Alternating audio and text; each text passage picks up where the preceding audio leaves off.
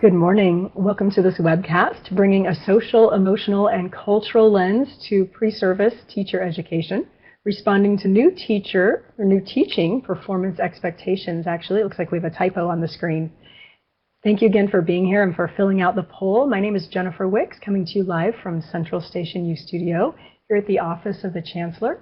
Just want to take a moment and switch over onto our other screen here and let you know a little bit more about how to engage throughout this webcast. One way is to type into the chat pod, and that's the primary way that we'll communicate during today's session.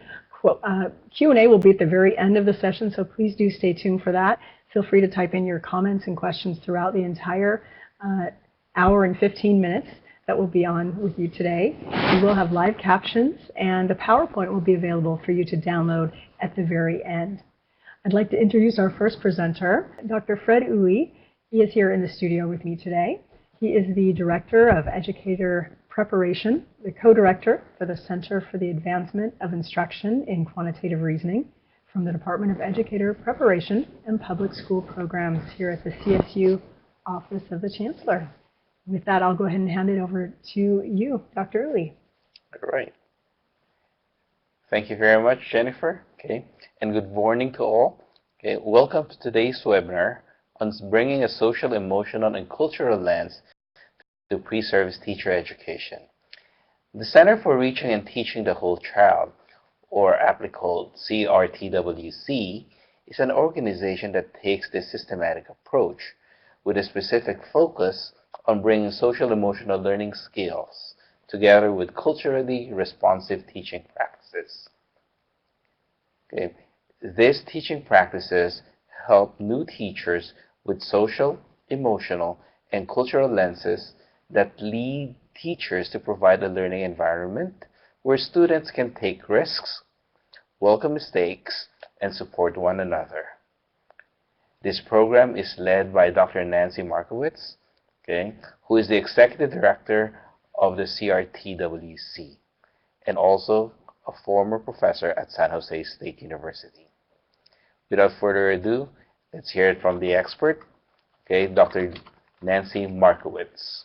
Thank you so much, Fred. I really appreciate the introduction, and welcome everybody. We're very excited to have this opportunity to share some information with you related to social, emotional, and cultural anchor competencies, as we call them.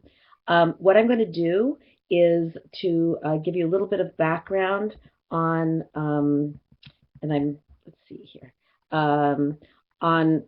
just adding to what Fred said. We're an independent center. We originally started at San Jose State 12 years ago, and since 2015, we have been an independent center under the fiscal sponsorship of community initiatives. As he said, our mission is to support integration of social, emotional, and cultural competencies into teacher preparation programs, and we're also looking to do that and further into the training of teacher coaches and new teacher support providers. Big ideas that we are concerned about, and this is basically what our work has been about. Number one, that we see teacher preparation as a key lever for change. Much of what's been done has focused on the school and the school district as the change focus of change. And what we are wanting people to also consider is the professional development continuum, starting with teacher preparation. Social emotional learning, we say, must be addressed within the social, political, and cultural context. And this is something that we're trying to bring together SEL with culturally responsive teaching practices, not having it be siloed into two separate buckets. We have tried to, through our framework, bring together a common framework, a common language that people can use when they're talking with each other, so that it will further the work. And we talk about using a lens rather than a program. The lens is a way of seeing, and I'll mention in a moment what we're thinking about when we talk about a lens. We also talk about the need to look at adults as well as students and developing their social, emotional, cultural competencies. And finally, the fact that it takes time, and I think everybody who's on here would agree that you can't do it in a 1 or 2 session workshop. that this is about taking time, and we do so over a year's time when we work with institutions. So we've tried to develop a common vision, and the framework provides that common vision. So you can see the two cliffs of research and practice. When it's a common vision, it all kind of fits together. And when it's not so much, and it's harder for people to go from one to the other. So we've tried to develop that common vision. And so we talk about the social emotional learning together with culture responsive teaching that leads to what we call a social emotional and cultural lens. And using this lens, it's like putting on a different pair of glasses. It causes a teacher to ask different questions about their students. Therefore, they gather different kinds of data, and that leads to them responding to the students differently and in a more productive way. We started with the very well-known 5 Castle SEL competencies. And what we found was those are great as kind of the 30,000-foot level of looking at what you're trying to address. But we wanted to take those competencies and bring them down to the classroom level so that we really could say to teachers and teacher educators, here's what you do. Here's what you want to think about when you're in the classroom, the kinds of things you need to do, and you need to do them embedding them in the content of the daily work, of the content that you teach and the learning environment that you create. This is not something that's extra lessons to add. This is just how you teach. So what I'm going to do is take you through a very quick look at the framework. There's also a guide that accompanies the framework, about an 80-page document, but I won't share that with you today. But this is kind of the roadmap. So I'm going to break down, this is what it looks like total, our framework diagram. And again, it's bringing together the social, emotional, and cultural competencies. So I'm going to take you through each ring. So the first is, of course, the goals, and the fact that what we're trying to do for both teachers and students is to create a safe and supportive learning environment, equity in teaching and learning, resilience and a sense of optimism for both the teachers and the students, academic success of the students, and responsibility for the greater good, that it's not enough just to be doing well within oneself, but we want people to be thinking about, and children to be thinking about, their responsibility to the greater society. So then I'm going to take you to the anchor competencies. So there's 7 of them. And these were developed through talking with, looking in the research, doing a lot of work with teachers in the field, administrators in the field, professors at the university, to kind of distill out what we thought would be the most helpful, and to reflect social, emotional, and cultural competencies. And the building trusting relationships is actually what we see as a super anchor, because just about everything you do, you need to have that as a foundation. And then the other anchor competencies, including self-reflection, growth mindset, cultivating perseverance, creating community, promoting collaborative learning, and responding constructively across differences. So those are the 7 anchors. Then what we talk about is something that's very core to our framework, to our work, to the way we're looking at things, which is to say the context. That you cannot talk about doing the anchor competencies without also thinking about the context that both teachers and students bring to the classroom setting. And we're talking about context in terms of family and individual, what they're bringing just from the home, the community, cultural context, and socio-political. So we're taking it from the very individual to what they're experiencing in the society at large. We consider this critical to be aware of for both the teachers and the students in order for them to be able to access the skills that we're looking for them to learn. If a child's coming into school and they're coming from a divorced family, and they've just spent time going between the father and the mother, and they're coming in and kind of feeling upset. That's an individual context that can, and family context, that can influence whether they're ready to access the academic work that's going to be going on in the classroom, and the teacher needs to be aware of that and respond to it. In the same way, if a student is coming from is a Spanish speaker, Spanish as their first language, and they're hearing in the society at large, as we do these days, about Spanish kind of being lower status, they can come to school and have a narrative going on in their head that they're not as good as because they don't speak English as their first language. And given that, that could influence, if the teacher doesn't interrupt that narrative, that internal narrative they're bringing, that could also diminish their ability to access the curriculum. So that gives you a little bit of an example of what I'm referring to when we talk about context and the critical importance of attending to that. So then there's the issue of developing the lens that we talked about, the social cultural lens, and that requires, number one, exploring assumptions. We need people to be able to examine their assumptions and beliefs about teaching and learning.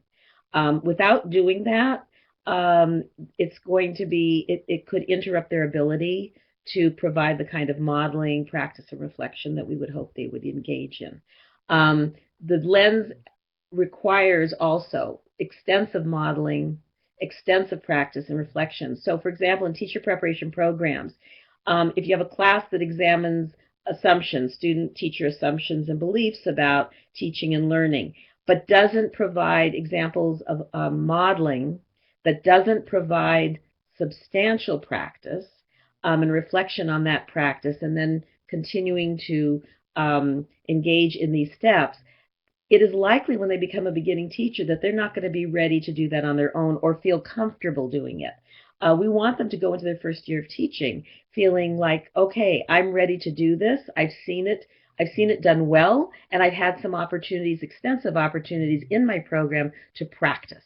I've reflected on that practice. I will continue doing that as I continue to grow, but that this is part of the process. And it's essential that they get all these steps in the program.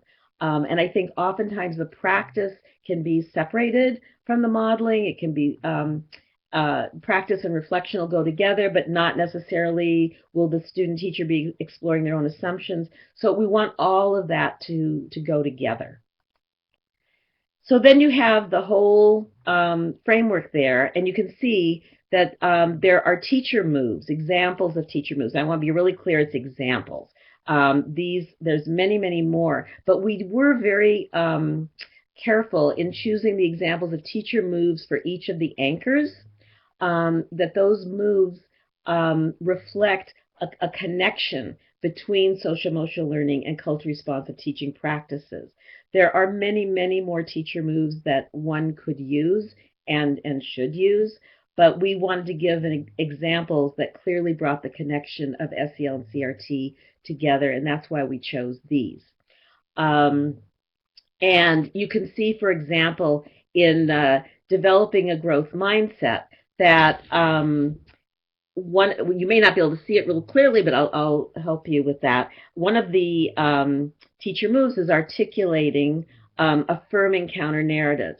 And that, going back to the example I gave about the second language, the English second language learner, is that person needs to hear counter narratives to what they may be hearing in the society at large when they listen to the news at night, or they hear people in the community talking, or read the newspaper.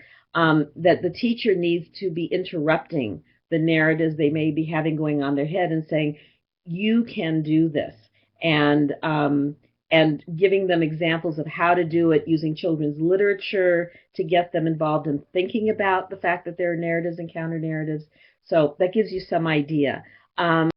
Same thing with when you're thinking about building trusting relationships, we bring under that the things like trauma-informed practices. And so that's an example of a teacher move. So what we're trying to do is to bring together what have been a lot of different very important strategies in the field that have kind of been siloed, and we're trying to bring them under a general umbrella that is helpful to teachers so that they're not feeling like they've got all these add-ons, but rather that they've got one framework that can guide their practice. So what do we do to help get the word out about this and scale this work and help people to learn about this framework and use it in their teacher prep programs? What we've done is to develop something that we call the Teacher Educator Institute. And we've done 2 of those over the course of the last 2 years. They are each a year long. Each program includes 2 retreats, in-person retreats. They are 3 days long for the start and then 2 days the next June. So it starts in June and continues to the following June. In the middle, during the year, we have video conference calls. We get on Zoom with the participants. We analyze videos, which is analyzing videos and using case studies to practice using this social, emotional, and cultural lens that we're talking about. That is our primary way of helping people to develop the lens. So we do a lot of practice with videos and scenarios that people can then examine and say, what are the anchor competencies that are present or absent in each of these situations? How might the situation be improved if somebody had paid attention to the anchors or put in certain anchors as appropriate? So what we have in the process of doing all this is developing a professional learning community, and we found that people who participate, the institutions that participate, really appreciate the fact that they can talk with people across other institutions and get ideas from them because they're doing it differently, and it may inform what they're going to do at their home institution. So bottom line, it takes time, it takes practice, it takes support, and that's what we try to provide for everybody. So what I'm going to do is now say what we did, we documented over the past 2 years. We wanted to find out what happened to the folks who participated in our 2 institutes. We had 2 cohorts. And we wanted to document what happened with the first cohort the second year after they finished it, and what happened to the second cohort during the year that they were participating with us. So I'm very happy to introduce now to you Linda Min, who is evaluation consultant with Lotus Consulting Group, and she worked with us over the course of the 2018-19 year and worked with both cohorts to document what happened, the impact that the work with us had on their work. So with that, I'd like to turn it over to Linda to share with you the results of her documentation work. Thank you, Nancy. So I want to start out by explaining a little bit of background of this picture, which I love. This is a picture of the last day of the TEI retreat from 2018-2019, which took place at the Jesuit Retreat Center in Los Altos. And so this is on the last day of the second retreat that Nancy talked about. And so by this time, the group has really, they've already had one initial in-person retreat. They've had a series of the conversation and professional development opportunities that Nancy spoke about. And so at this point, we're sort of at the group is sort of at the pinnacle of its functioning and meaningful functioning as a professional learning community. So it was such a privilege for me personally to be a part of the special learning community, to sort of witness just as a program evaluator the many aha moments and learnings of the special group as they delved into some of the topics that Nancy spoke about.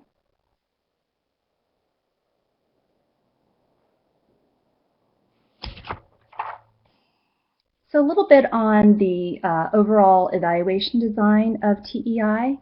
The 2018-19 evaluation design used a mixed methods approach, combining both quantitative and qualitative methods of data collection. These included a pre-post survey that was completed collectively by each of the 7 participating teacher preparation programs, and another pre-post survey that captured various aspects of the TEI experience for individuals that participated, and there were 30 in the cohort 2. Also, a focus group was held at the end of the TEI retreat and experience, as well as key informant interviews. We also looked at artifacts demonstrating the embedding of SEC anchor competencies into each teacher preparation program.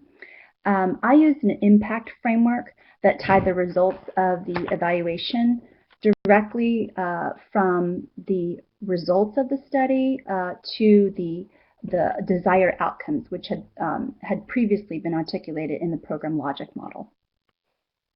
Finally, there were 2 separate studies, each with its distinct set of data collection methods for both cohorts 1 and cohort 2.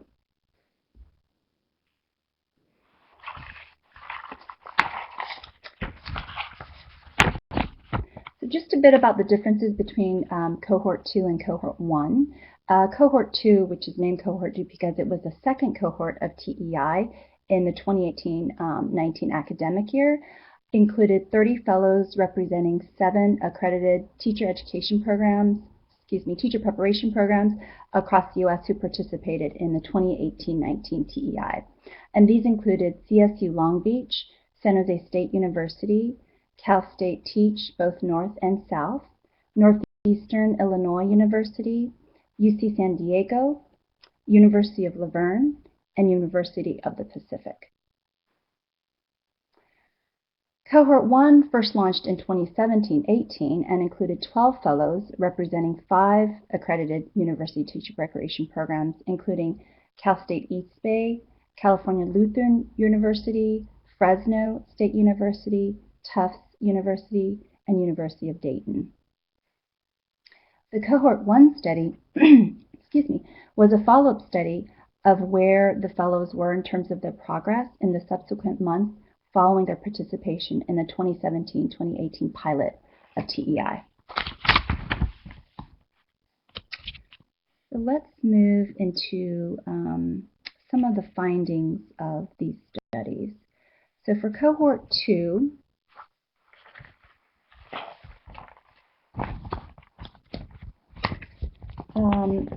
across all of the TEI's original program goals, half or more of respondents rated the TEI as being, quote, very effective or extremely effective. And so here you can see on these bars, this represents each of those specific programmatic goals. And you can see that the highest ratings were in the areas of providing resources to integrate SEC competencies into teacher preparation programs, promoting development of fellow and student SEC skills, facilitating the ability to apply the anchor competencies framework in course revisions, and then developing the ability to use the SEC lens that Nancy spoke about to guide instructional practice.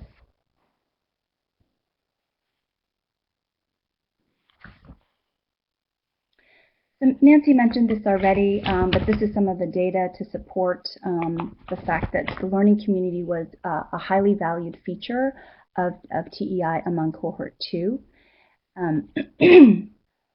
as well as the collaboration and the rich discussions that happened as a result of the learning community. And I saw this reflected in both the qualitative as well as the quantitative data. And here is an example of how that's shown. When asked about the usefulness of TEI program components in deepening the understanding of SEC concepts, 88% of TEI fellows reported that being part of a learning community of like-minded educators working towards the common goal was, quote, very useful or extremely useful. So this was clearly one of the most distinguishing components of TEI. Related to that, in a separate question, the same percentage, 88%, of responding TEI fellows expressed interest in continuing to be a part of this learning community, with CRTWC providing some form of support.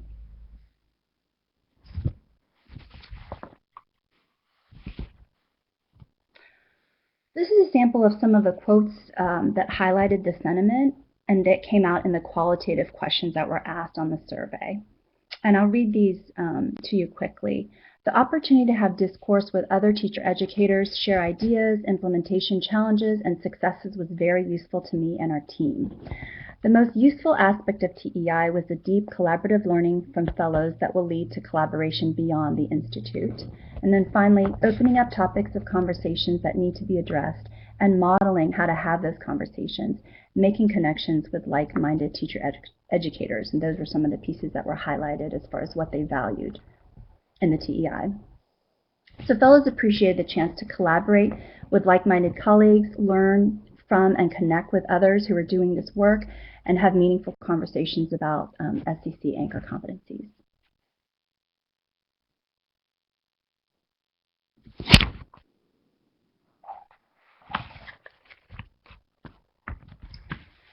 On the TEI Fellow Survey, we had a series of questions that were asked at both pre and post, and this graph shows the results of 3 of those question items. The TEI's Fellow Survey found increases from pre to post in ratings related to these 3 areas, which were knowledge and application of SEC, SEL, knowledge and application of CRT, which is culturally responsive teaching, and understanding of the connection between the 2.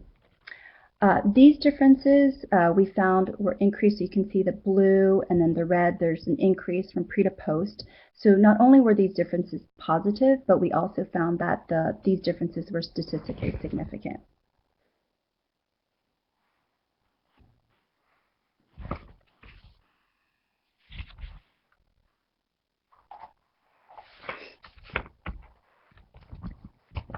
On the TEI Institutional Survey, we also found positive trends in the perceptions of their department's overall work on SEC and on the perceptions of the proportion of faculty embracing SEC as a core part of their teaching and learning. So these charts illustrate 2 examples of such trends. The first as it pertains to their department's overall work on SEC, and the second as it pertains to the proportion of faculty embracing those competencies as a part of their teaching and learning.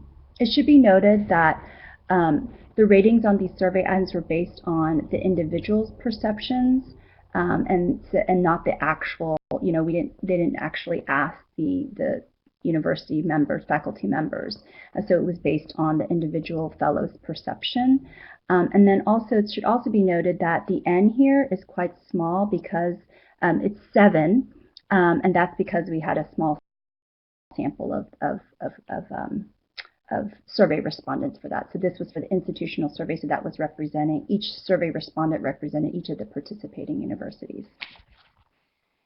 So therefore, results should be interpreted with caution.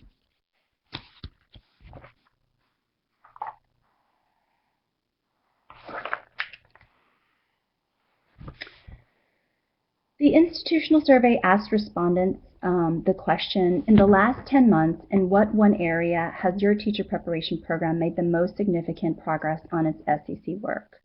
And to list 1 or 2 examples. And here's some of the examples of the responses that we received. Development of a common language around social, emotional, cultural competencies, increased buy-in from multiple faculty across multiple colleges, redesign of course syllabi integrating SEC, a framework being adopted, SEC competencies integrated into lesson plan templates. Faculty began regularly using mindfulness and other concrete activities. Required courses in SEC added to the program, and programmatic SEC needs assessment being completed.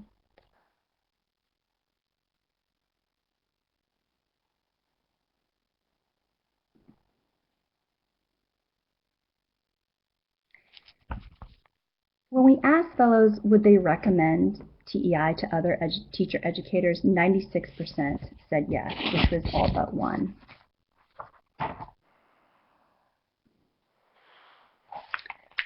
So now I'd like to shift gears and talk about the highlights of the findings for the Cohort 1 follow-up study.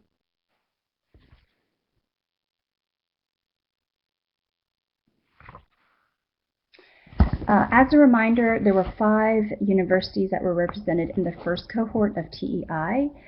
These universities really varied in terms of where they rated their university's work on the continuum of integrating SEC competencies.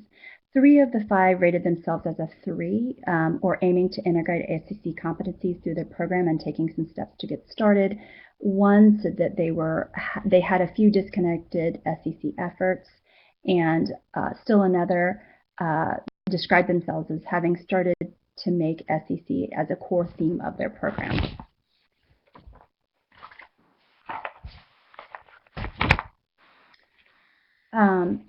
The Cohort 1 study was largely quantitative, and as such, we had some rich examples of their progress on their work on SEC topics.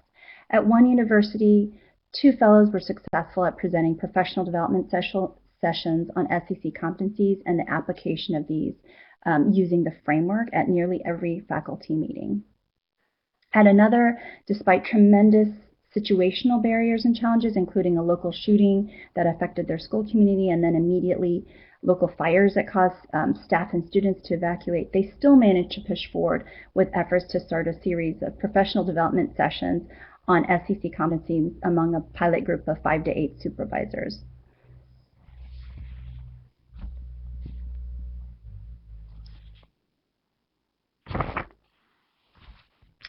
And then finally, universities reported that the greatest progress made through their experience in TEI was in their leadership's understanding of the value of SEC competencies and committing to the integration of these into their program's courses and fieldwork.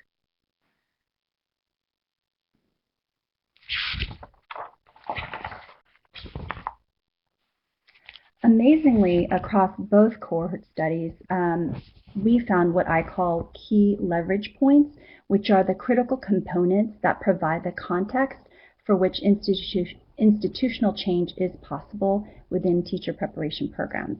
And without these, change can be challenging. So the key leverage points that were identified through findings from both studies include buy-in and support of high-level leadership, the cultural buy-in of the majority of the broader program faculty, institutional and state-level policies and mandates, and the commitment of resources, including time and funding. All easy things to come by, right? And then other general lessons and sort of high-level lessons that were learned through TEI, competing priorities that exist in a university or other program settings can impede progress. There's a need for using a common language and framework related to SEC competencies. Faculty and staff are at various starting points in developing these competencies. The efforts to create institutional change must be sustained over time. Developing these competencies is most effectively done through the creation of a professional learning community, which was very deliberately designed as a critical part of the TEI experience. That there is a need to align this work across all educators and their practices within teacher preparation programs. And finally, that there is a need for evidence showing the impact of building these competencies of teacher candidates and really examining how this plays out in the classroom. So I want to end my segment with some final quotes that I thought were very poignant about the TEI experience. And these are in response to an open-ended question which asked, describe the impact, if any, that your teams participating in TEI has made on your teacher preparation program's integration of an SEC lens. And I'll read through these very quickly. Participating in TEI brought to light the changes that we need to bring to our program. TEI has been the driving force for us to follow through with what we knew was important.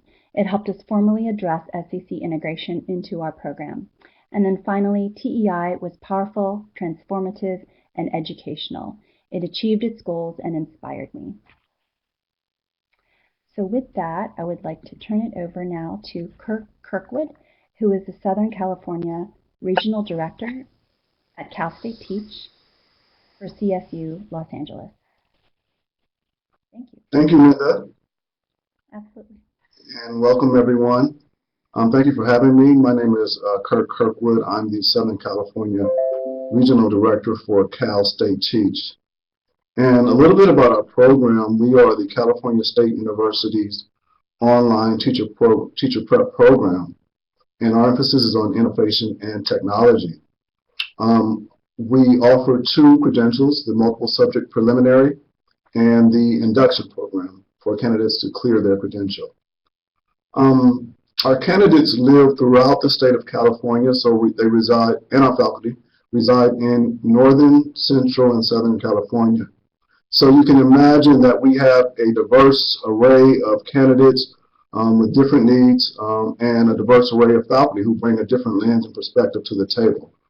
And so Cal State Teach prides itself on being a program of the community, serving a variety of candidates, offering innovation and technology in the classroom. The unique thing about our program is that our faculty work with students from the beginning of the program, which includes placement into their respective school sites, to the completion of their program, and hopefully or ultimately the obtaining their multiple subject credential or clearing their credential. Our faculty also guide our students through our curriculum. Our curriculum is offered through Canvas. It's steeped in modules, and as candidates progress through our programs, our curriculum gets increasingly challenging. So our faculty work with candidates to understand, to ascertain some of the key theories and practices around teacher education. So that being said, our curriculum is driven by our faculty. And I'm currently an administrator or director for Cal State Teach, but I began serving as faculty. So I have experience both serving candidates and then now serving faculty. And I was actually a part of the second cohort for the TEI. So now I'm going to talk about our journey to possibly integrating some of the SEL CRT framework into our modules. This takes a process, and we believe in the notion of moving slow to move fast. That is ensuring that all of our faculty have buy-in into a certain frame or particular frame. So as we are engaging our candidates, our faculty are attuned to what is available to candidates to help them to help their candidates to engage a diverse body of K-12 learners. Our beginnings with the SEL CRT began with attending a webinar. It was in April 2018. It was about 3 faculty members. They were interested in learning more about SEL and CRT. They understood that although our curriculum is robust and offers a wide array of information to engage our candidates, there's more work to be done in informing our practice, meaning that we could use a lens to drive the instruction. We can use a platform to speak to some of the trauma, some of the experiences that not only that our candidates face, but the students face. And that being said, 3 of our faculty members attended this webinar hosted by TEI, the Center for Reaching and Teaching the Whole Child, and really enjoyed the participation in the program and realized that this is something that we may want to look in further. That said, our regional director, and who's now the statewide director, Dr. Ernest Black, opened up an opportunity for more faculty to attend the 4-day retreat. So from there, I think about 14 of our faculty, which represents 20% of our faculty, attended the 4-day retreat. And several things happened from there. One, because we're so vast, we have very few opportunities to engage in meaningful conversation. So probably one of the unintended or unexpected outcomes from attending the 4-day retreat is greater solidarity amongst our faculty. Meaning we, by spending ample time in the TEI workshops, we developed an understanding that we have an affinity towards this work. We have an affinity towards social emotional learning. We have an understanding that we need to engage in culturally responsive teaching. And with this work, it really can help us to inform our practice, to support our candidates, and engage our students in a meaningful way. And so 14 members attended that retreat, and then not only did we grow in terms of solidarity, there was a understanding amongst all that attended that we have to look further into possibly integrating some of these competencies into our curriculum. And so from there, we had a conversation with our regional and our statewide director to say, what can we do to move forward with this process? And so out of the 14, including myself, we attended the year-long institute. So we participated in ongoing conversations with Center for Teaching, Reaching and Teaching the Whole Child about ways in which we can implement this into our module. And at the same time, throughout that year, some of the 14 members presented it to our statewide program. So we increased in impact. So we went from 3 attending a webinar to 14 attending the 4-day retreat to now almost 70 faculty members being privy to this information. And so what that meant for Cal State Teach is that now most of our faculty are informed about some of the competencies and moves that we can use in order to engage our learners. So we have learners who are in communities that are impacted by wildfires. We have learners in communities that are impacted or who are driven by fear by being separated from families. We have K-12 learners who live in constant fear of not being able to survive day to day. And so how do we engage those learners? How do we inform them? And so we realize that perhaps this platform, this framework, can inform our practice, and that's now looking at about 100%. So now we're seeking to amplify our curriculum with the SEL-CRT framework. And so the next step is for our curriculum committee to have ongoing conversation about how this will play out.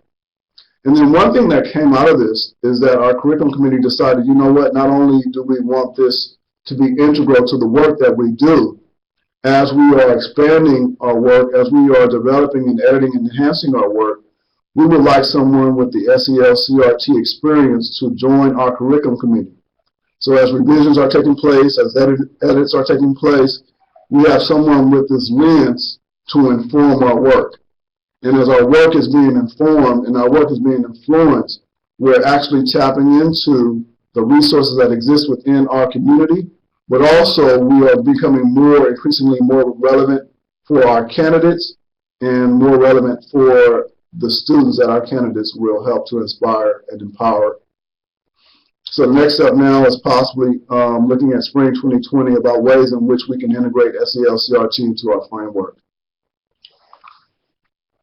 I have a couple of quotes from attendees of the Institute. 100% of them, again, articulated or expressed that they want to see this play out. And again, the good thing about this is that it's not driven by administration. It's not influenced by administrators, but it's influenced by the people that actually do the work. People that are on the ground, people that are working with candidates who are often experience their own trauma going through a teacher prep program, having to complete module work, which is pretty rigorous, having to pass high-stake tests like your RECA, your Cal TPAs. So as they're enduring or experiencing their own trauma, the SEL-CRT will help them also to kind of balance out some of the anxiety and stress that they experience so that they can be supported. So one of the quotes from Amanda Steinman, who was a participant, actually I'll start with Juan Espinoza. He says that at Cal State Teach, TI fellows conducted a series of professional development sessions for faculty at system-wide and regional meetings. We will add an SEC expert to the curriculum committee to embed SEC competencies throughout program modules. And another faculty wrote, changing the lens views of the integration of SEL and CRT practices is a process. The process is multi-layered and begins with the foundation of examining historical and institutional structures, practices, and policies that prevent, adhere, and or sabotage how we serve all students in our classroom. Another faculty participant, Dr. Steinman, wrote, as a result of attending the TEI and working with the Center for Reaching and Teaching the Whole Child, I have become more intentional about recognizing the social and emotional needs of my adult students and integrating that acknowledgement into my teaching and advising practices. Another one of our faculty wrote, SEL-CRT helps me adapt to how I do observations. Therefore, there is always a question, comment, or recommendation that is specific to SEL-CRT during my pre- and post-observation conferences with every candidate. And then finally, Dr. Stewart wrote, TEI has allowed me to consistently talk about how social emotional competencies lie in every strategy a teacher candidate uses or does not use. TEI has allowed me to better scaffold SEC based on their level of experiences. So here you can see, as faculty are engaged in this work, they're beginning to conceptualize and live out these practices that help them to engage their candidates. And what we're beginning to see as the candidates are working with faculty, they are also using these practices to engage their students. So it's kind of filtering down. And what we would like to see moving forward is greater cohesion, greater involvement, and overall amplification of this framework and fully integrated into our modules. So then again, as we are informing our candidates and as they are leading their students, they're better prepared to serve them. So that being said, I will introduce the next presenter, another participant in the 2018-19 Teacher Educator Institute, Dina Sexton. Hi there. Can everyone hear me? Thank you, Kirk. You're welcome.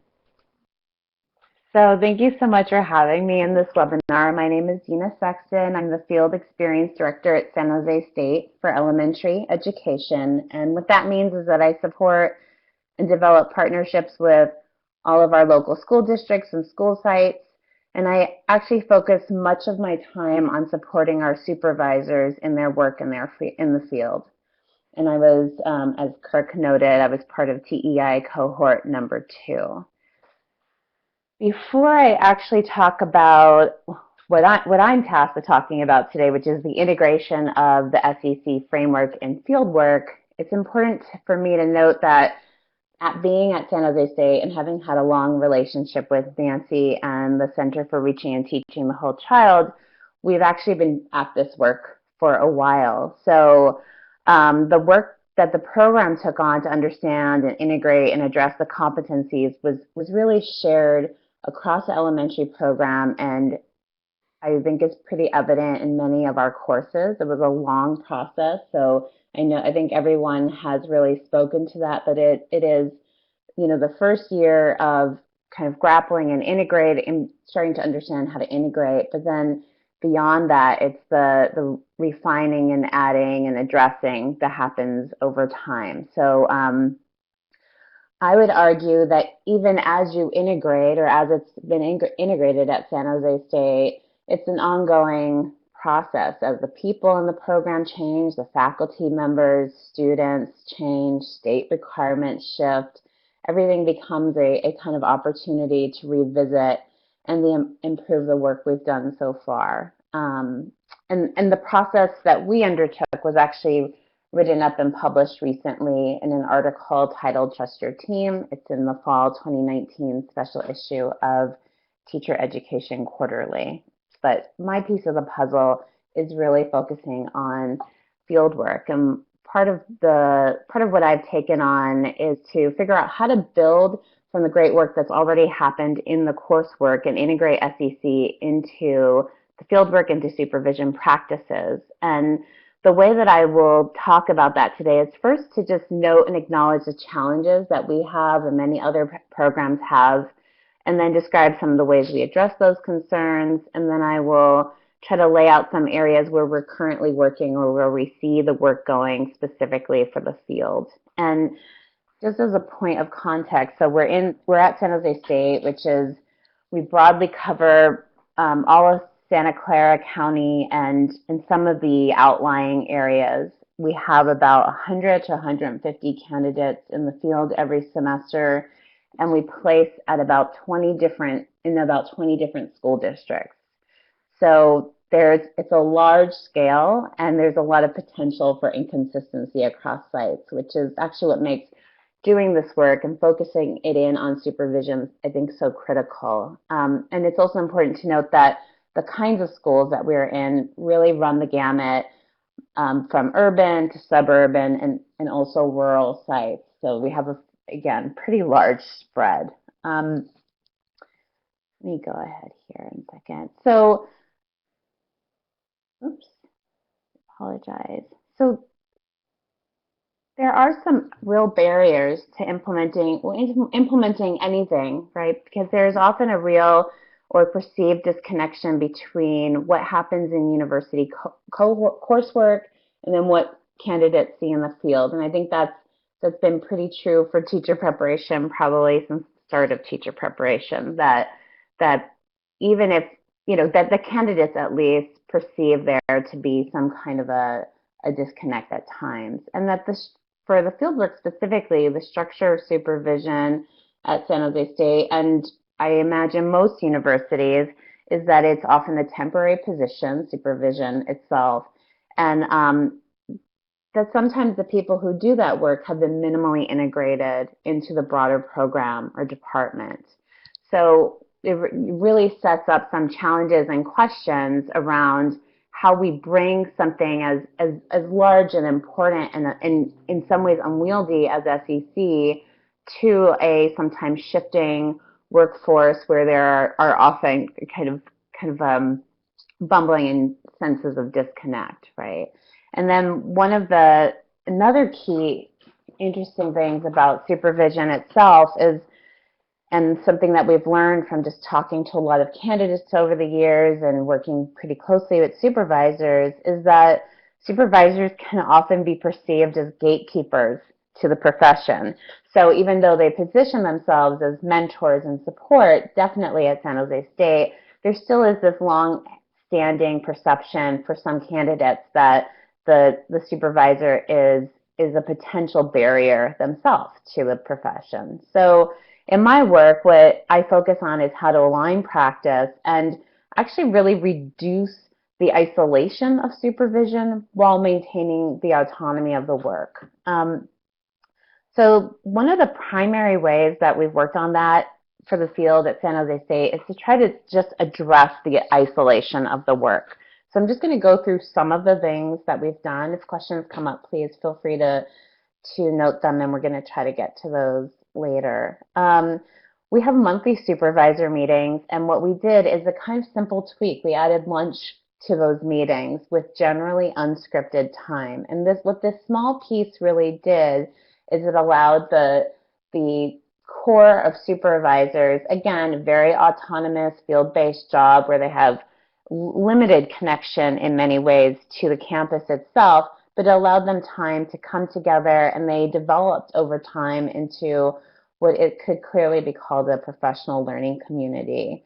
And they've come to really understand how valuable the observations they are doing in the field are, and we have found ways to intentionally bring the observations of supervisors into meetings with faculty, into the work of the department. So again, trying to reduce this idea that there are separate domains of coursework and field work, and trying to make the conversation between them much clearer. One of the ways that I've tried to use my role specifically is to make sure that I'm actually out in the field with supervisors as often as I can be. And what I do in those cases, or when I'm out in the field, is to offer support on the supervisor's terms, ask what they would like me to do, what they would like me to witness or co-observe, co-debrief at times, and then I offer a debrief of the debrief. Again, it's a non-evaluative professional learning conversation. And to the extent that I'm able to, I try to just make myself accessible by in person, phone, text, Zoom, anything. We are in the process of adding some weekly additional optional virtual office hours where supervisors can get support, and then depending on how that goes, we plan to build on that the following semester to offer virtual support for our mentor teachers. And those are the cooperating teachers and mentor teachers in the field. So kind of back to these kind of structural changes within how we work with supervisors. One of the things that happened once we started making this really clear and consistent shift towards having kind of unstructured but professional learning time in addition to the more structured time is that a small group of supervisors started to really lead in collaboration and start to take the lead on instructional change in general, and with a real clear focus on the SEC. So in this group of four, it's four very different supervisors among we usually have between 15 to 20 supervisors. And what they've done is they've, in a very self-selected way, become a committee of the whole. So they don't necessarily see themselves as leaders, but as representing the larger group. And so they've kind of spearheaded some ways of integrating SEC into supervision in ways that make sense from the perspective of a supervisor, which is actually a really different take, I believe, on how integration in the field work was going when we started this process. When we started this process, it was much more driven by me and other faculty and administrators who were trying to bring the work and certainly support supervisors with the work, whereas one of the shifts we've seen is the supervisors really appreciate and engage with the work, and they are much more so leading how and where it gets embedded. We have done everything we can to prioritize the relational aspects of mentoring and the competency, which I think they often refer to as a super anchor of building trusting relationships, is the one that we see as core and foundational, and we revisit it over and over. Another way that we try to address what can often feel like the isolation of supervision is that we integrated video observation, not just to lighten the commute load for supervisors, but actually also so we could integrate video assignments across courses. So especially we have a 3-semester program. The second and third semesters, typically students are in the field. So in that second semester, the candidate's first semester in the field, we have several assignments that are assigned in different courses and can be viewed by supervisors and can be viewed and commented on by course instructors. And we found that structure to be extremely helpful. Let me see. And then another thing that we've done, and I think probably, perhaps other programs have tried to do something like this as well, where there was a time, especially when we first started this SEC integration work, where supervision was filled with many assignments. There was a core work of field work, but lots and lots of assignments. And so what we actually did as a team as we went and we analyzed all those assignments to see what was happening in other courses, right? So in other words, were we doubling up on the work of some courses and having students complete an assignment as part of field supervision that was actually happening elsewhere? And of course, what we found is that many of the assignments that we had in field supervision were mimicking or were essentially happening in other courses. So what we did is we trimmed those out. We took out many of those additional assignments and then focused intentionally on the debrief as the core work of supervision. We rewrote our debrief protocol to be assets-based, really in line with the competencies, the SEC competencies, to be more intentional about bringing mentor teachers into the work without requiring a lot of additional work on their part. We made the decision to integrate co-observations and co-debriefs for at least 2 of the required observations.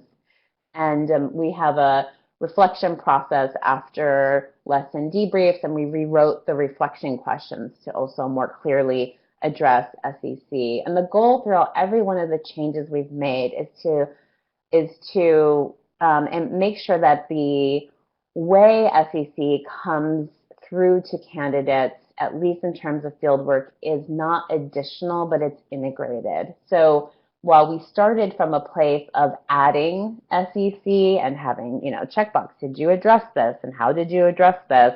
What we've done more and more is to try to more deeply integrate SEC into the work. And then, as I noted last year, I was in the TEI cohort myself, and what I decided to, so every institution that participated chose something that they would implement that year. And what I decided to do for us was actually to not implement something new. What I decided to do was to take it as an opportunity to work with supervisors to see how things were going and where we needed more support and more depth.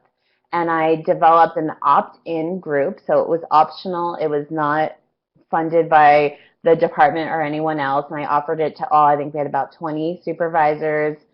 Last year, I offered it to everyone. It was an opt-in group to work through the competencies, try to identify what was happening in their practice, where they needed more support, and what kinds of tools and practices we should be developing. And what was so amazing about this is that about half of our supervisors volunteered their time to do this work.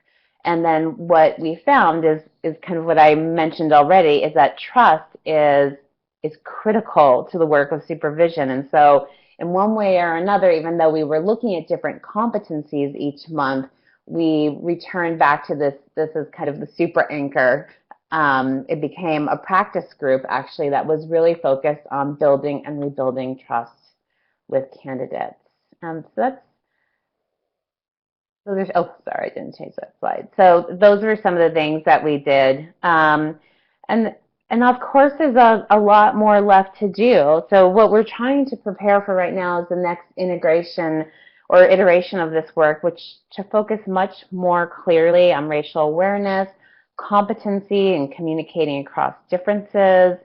Supervisors are asking for a lot more depth around how to have difficult conversations, so all kinds of difficult conversations. We are working on developing more practice opportunities for supervisors, so that way when we are meeting, they're having more time to practice what they are doing in the field by themselves, having an opportunity to practice it together and develop more shared language around the competencies and more shared language about how to do the work of supervision in general. We are planning some focus groups with candidates to see what we're missing. So we find that that's actually critical. Some of the best shifts we've made in the program have come from candidates who have reached out and offered some feedback. So we're trying to be much more intentional in how we do that in the moment as students are progressing through the program. And really what a major next step is just trying to find and link up with other universities who are doing this work. So if you're out there and you're engaging with SEC integration, you're engaging with how to bring that more deeply into the fold of supervision, I would love to hear from you. So with that, I'm going to hand it over to Nancy. Okay, thank you very much, Dina. Dina and Kirk and Linda. Really appreciated all of this information. And you can see we're very excited about the work that we're doing. So I want to make a couple of, 3 announcements that we're very excited about. One is that we do have another Teacher Educator Institute that's going to be happening starting in June 2020. And if you go to our website that's listed below on this PowerPoint, you can if you sign up, then you'll be getting information, further information about it. It'll be happening in Mountain View, California. We're also very excited about a book that's going to be coming out that I've written with Suzanne Bouffard, entitled Teaching with a Social, Emotional, and Cultural Lens, a framework for educators and teacher educators. We're doing it with Harvard Education Press, and it's going to be out in spring 2020. And it's going to provide an in-depth look at the framework and how it's applied across the professional development continuum. So it will include teacher education, but also talk about the impact and how to use it going across from new teacher, people coming into the profession to veteran teachers. And finally, the work that Linda Min did is available in 2 reports that are also accessible on our website.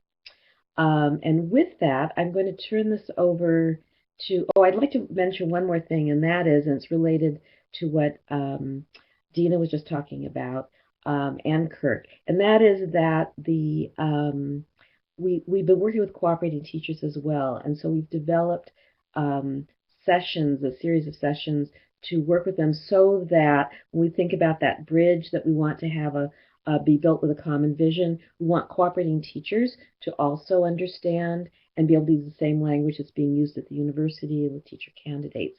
And so we've been working with cooperating teachers in Sunnyvale School District as our kind of lab district, and had very exciting feedback from these teachers when they had the opportunity to work together and work with us around these competencies. So with that, I'm going to turn it back to Jennifer so that we can have some Q&A from the audience. Okay, great. Great. Thank you, Nancy. Well, we did have a question that just came in at the bottom there from Fort Lewis College, Elizabeth Beth Dorman. Do you have the tentative dates yet and locations for the in-person retreats for the 2021 TEI? The first retreat will be held June 17th to the 19th, and it's going to be held at the Silicon Valley Community Foundation in Mountain View. There's going to be information available on our website.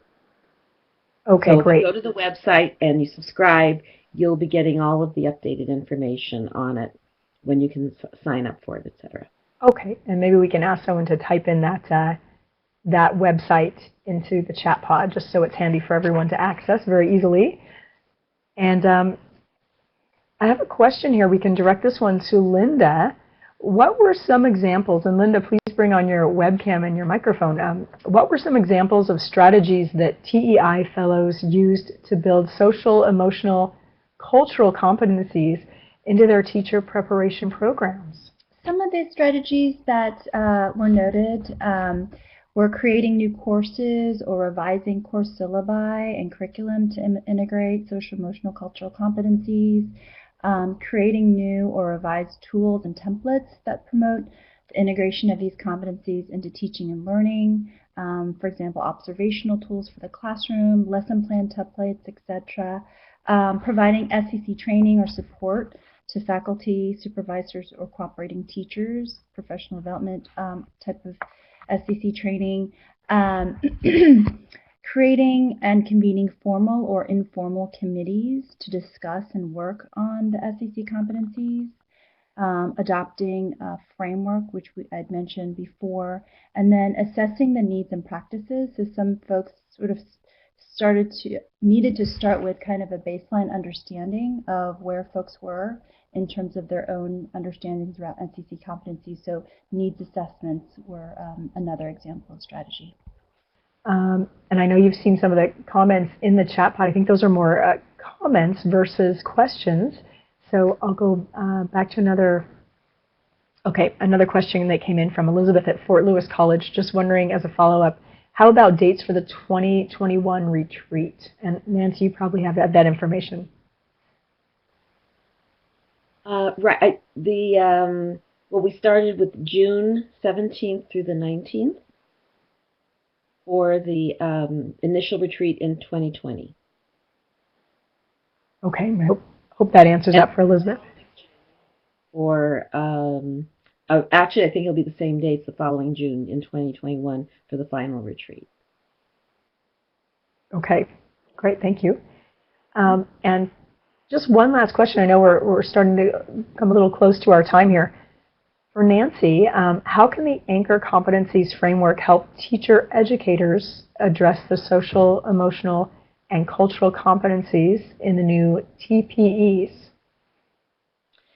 Well, okay, that's a great question. Jennifer, do you want to put in that slide that is at the end of slide 46?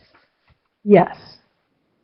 Because actually what we've done is we created a crosswalk between the teaching performance expectations and the anchor competencies. Because one of the things that we've found is that we can map our anchor competencies onto both the teaching performance expectations, as well as the Common Core standards.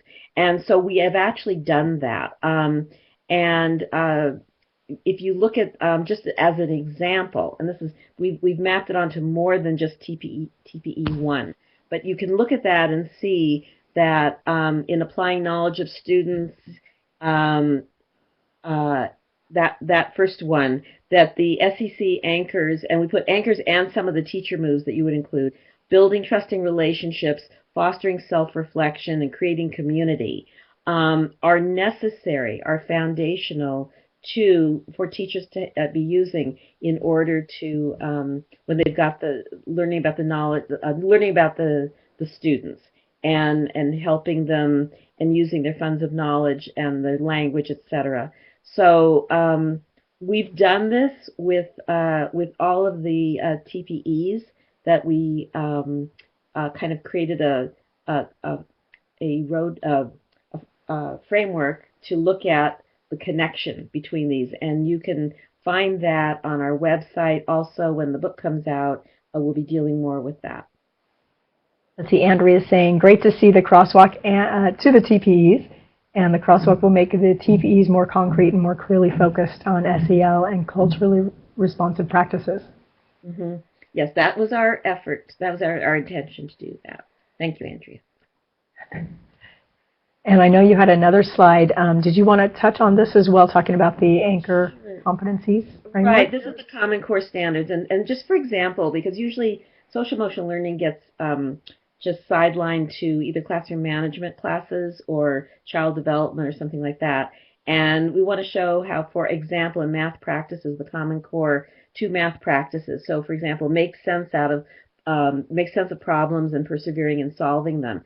To do that, what we say is that it's foundational for the teacher to attend to the development of these anchor competencies. And in the case of this particular practice, math practice, you can see again, building trusting relationships is essential, fostering the student's growth mindset, and cultivating perseverance. So it's not a nice add-on. It's not something you can do if you have time, but we're saying that it's absolutely essential to the academic achievement of students. Fantastic. Well, with that, I want to send it back to you, Nancy, to see if you have any closing comments for today's session before we wrap. First, I'd like to thank the other speakers. I know this is a very busy time of year, and I think there's this tremendous commitment by people, and I really appreciate the fact that Dina, Kirk, and Linda could take the time to participate. I hope that people will talk about this and really just think about the fact that teacher preparation is incredibly critical to changing what goes on in our schools and ultimately in our society. And we think that this work can help be one of the pieces that fosters that significant change. So I wish everybody good luck and an end of a good semester. And please contact us at our website for further information. Thank you. Great. Thank you, Nancy.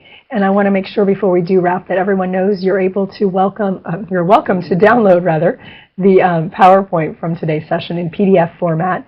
And you'll see that on the lower left of the screen under Download Today's PowerPoint Presentation here. And you just click on that document and then download to your computer. Right, well, with that, again, I want to with that, I'd like to also just thank the Chancellor's Office, CSU Chancellor's Office, for sponsoring this webinar. We've really appreciated the support that we've gotten from them, and from Dr. Yui in particular. And Jessica, thank you for what you've done to make this happen. Thank you very much.